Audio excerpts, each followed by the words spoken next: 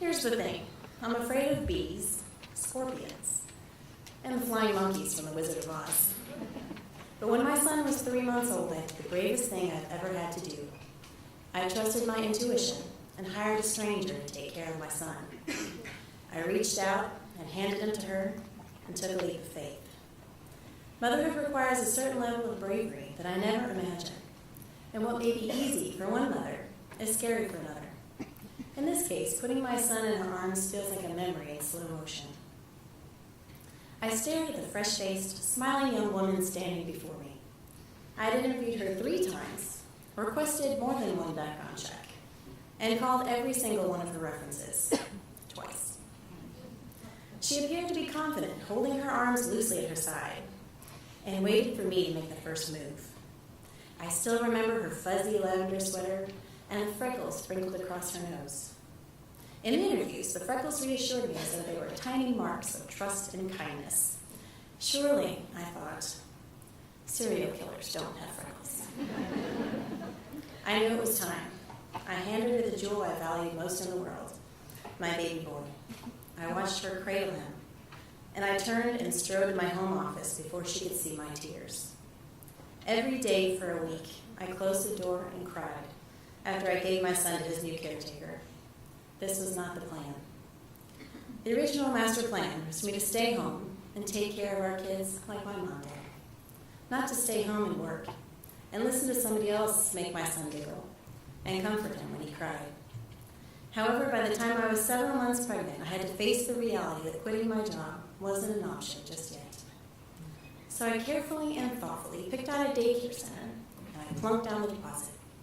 I thought I could be brave. I thought I was ready.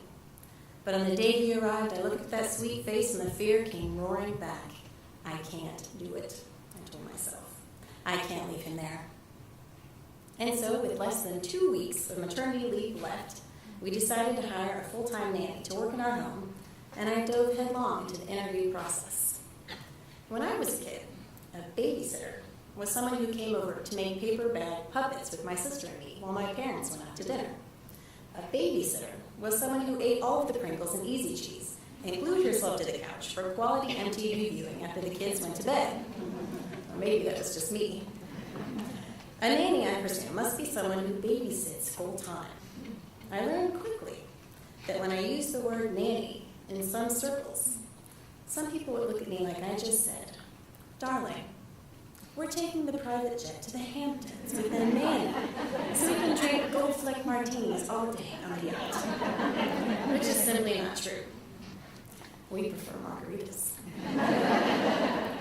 Whatever you want to call her, you're bringing someone into your home to be an extension of you, and choosing the right person is not easy. After that first week, I wiped my tears, and I saw the love she was giving her son.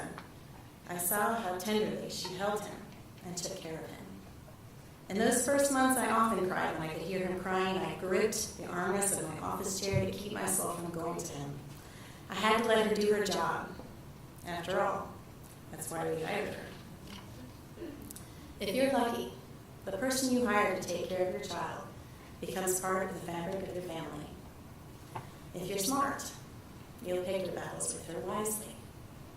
If you know what's best for your child, you will smile when you hear him tell her, "I love you," as she walks out the door. If you're ready to swallow your pride, you won't freak out when your son calls you by her name by mistake. If you're really lucky, your child will fall in love with the caretaker you hired. I'll always be his mom. No one else can take that job. I'll always be the one he looks forward to seeing at the end of the day. I'll always be the one who wakes up with him in the morning and puts him to bed at night. Bravery doesn't come easily to me, but I made it through this one, and I have more love in my son's life as a result. When I decided to hire a full-time caretaker for him, I was afraid he'd be angry with me. I was afraid I would miss so many things. I was afraid that he wouldn't want me at the end of the day. None of that happened, because when I'm with him, he knows I am his one and only mom. The brave one. The sometimes not so brave one.